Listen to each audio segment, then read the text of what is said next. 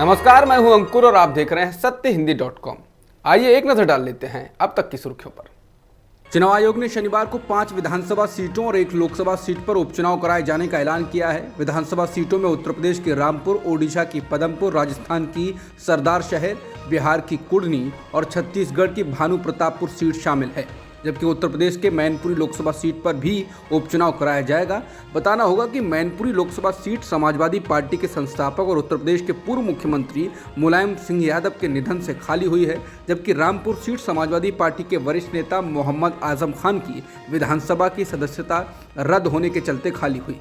आजम खान को कुछ दिन पहले हेट स्पीच के एक मामले में अदालत ने दोषी ठहराया था और उन्हें 3 साल की जेल की सजा सुनाई गई थी। इन सभी सीटों पर 5 दिसंबर को वोट डाले जाएंगे और नतीजे 8 दिसंबर को आएंगे। जांच एजेंसी ईडी ने बाहुबली नेता मुख्तार अंसारी के बेटे और विधायक अब्बास अंसारी को शनिवार को गिरफ्तार कर लिया है। इससे पहले जांच एजेंसी ने अब्बास अंसारी से कई घंटों तक पूछताछ की।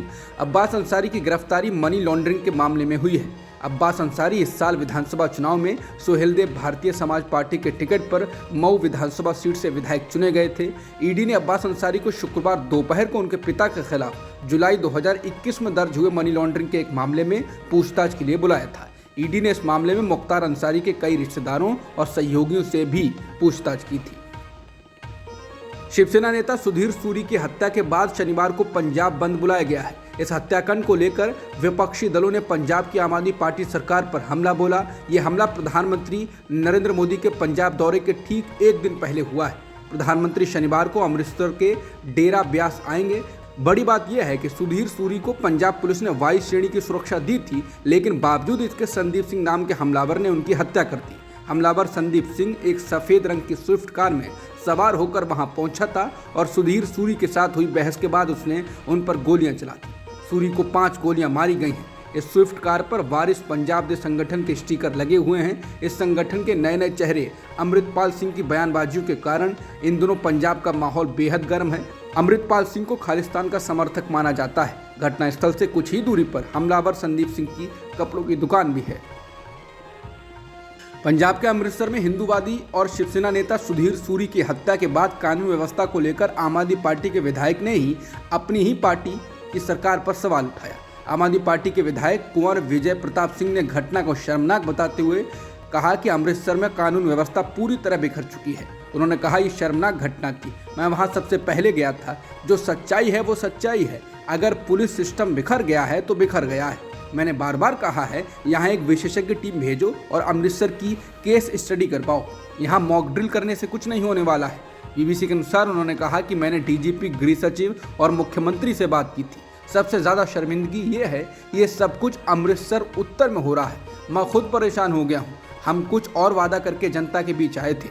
जनता ने तुम्हें जिताया था। ये सब कुछ हमारे सामने हो रहा है तो हमें भी शर्म आती है। कानून व्यवस्था की पूरी तरह असफलता है। पुलिस कमिश्नर को डिसमिस करना चाहिए।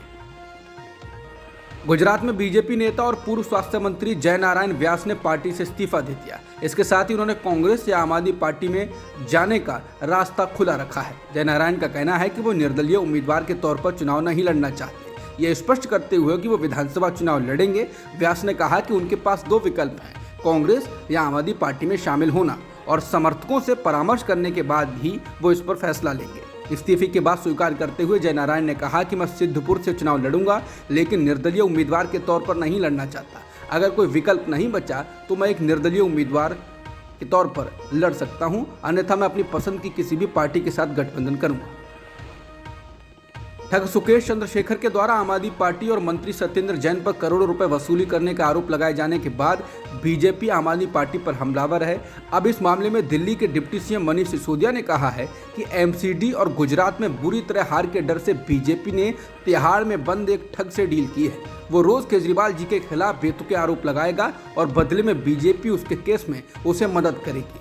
सिसोदिया ने कहा कि मैंने सुना है अगले हफ्ते उसे नड्डा जी बीजेपी में शामिल करवाएंगे। वहीं अरविंद केजरीवाल ने सुकेश चंद्रशेखर द्वारा लगाए गए आरोप पर कहा कि बहुत पहले मनोहर कहानियां आती थी, आपने नाम तो सुना ही होगा, ऐसी ही बीजेपी की मनोहर कहानियां हैं। ट्विटर ने शुक्रवार को कर्मचारियों की छंटनी शुरू कर दी। मीडिया रिपोर्टों के अनुसार ट्विटर के नए मालिक और मुख्य कार्यकारी अधिकारी एलन मस्क ने कंपनी की अधिकतर भारतीय टीम को निकाल दिया है। कंपनी के भारत में लगभग 250 कर्मचारी थे। यह छटनी मस्क द्वारा आदेशित वैश्विक पुनर्गठन का हिस्सा है। कंपनी के सेफ्टी एंड इंटीग्रिटी प्रमुख योल रॉथ ने एक ट्वीट में इस बात की पुष्टि की है कि दुनिया भर में ट्विटर से 50% कर्मचारियों को निकाला गया है। ट्विटर को खरीदने के बाद से ही एलन मस्क ट्विटर में नए कर्मचारियों की टीम बनाने के काम में लगे हुए हैं। ट्विटर कर्मचारियों में छटनी करने को लेकर एलन मस्क ने ट्वीट करते हुए बताया कि जब कंपनी हर दिन $40 लाख का नुकसान झेल रही हो तो दुर्भाग्य से कोई और विकल्प नहीं है। उन्होंने इसे छटनी न लिखकर ट्विटर में श्रम शक्ति में कमी लिखी। उन्होंने बताया कि जिनकी भी नौकरी जारी है उन्हें 3 महीने का भुगतान किया जा रहा है, जो उससे 50% ज़्यादा है जितना कानूनी रूप से ज़रूरी है। वहीं ट्विटर की कमाई कम होने के लिए मस्क ने एक्टिविस्ट समूह को जिम्मेदार बताया। मस्क का आरोप है कि कंपनी ने खर्च घटाने के लिए जो छटनियां की हैं उसके चलते एक्टिविस्ट समूह ट्विटर की कमाई कम करने के लिए विज्ञापनदाताओं पर दबाव डाल रहे हैं। उन्होंने कहा कि ट्विटर की कमाई में बहुत कमी आई है। एक्टिविस्ट समूह विज्ञापनदाताओं पर दबाव डाल रहे हैं, जबकि कंटेंट मॉडरेशन में कोई बदलाव नहीं हुआ है और एक्टिविस्ट को खुश करने के लिए हमने सब कुछ किया है। वो अमेरिका में अभिव्यक्ति की आज़ादी को खत्म कर रहे हैं। पाकिस्तान के पूर्व प्रधानमंत्री और पीटीआई अध्यक्ष इमरान खान ने उनके ऊपर हुए हमले के लिए देश के प्रधानमंत्री, गृह मंत्री और पाक सेना के मेजर जनरल फैसल नासिर को जिम्मेदार ठहराया। इसके बाद पाकिस्तानी सेना के मीडिया विंग ISPR ने इमरान खान के आरोपों को खारिज किया और इनको निराधार बताया। पाक सेना ने अपने बयान में कहा है कि पीटीआई के अध्यक्ष द्वारा सेना और विशेष रूप से एक वरिष्ठ सैन्य अधिकारी के खिलाफ निराधार और गैर जिम्मेदाराना आरोप बिल्कुल अस्वीकार्य और गैर जरूरी हैं। सेना ने कहा कि अगर तुच्छ आरोपों के माध्यम से निहित स्वार्थों के कारण सेना के सम्मान प्रतिष्ठा को धूमिल करने की कोशिश की जाएगी तो सेना अपने अधिकारियों और सैनिकों की रक्षा करेगी, चाहे कुछ भी हो। किसी को भी सेना या उसके सैनिकों को बदनाम करने की इजाज़त नहीं दी जाएगी। इसके साथ ही पाक सेना ने अपने बयान में पाकिस्तान सरकार से सेना और उसके अधिकारियों के खिलाफ मानहानि और झूठे आरोपों के लिए जिम्मेदार लोगों के खिलाफ कानूनी कार्रवाई शुरू करने का अनुरोध किया।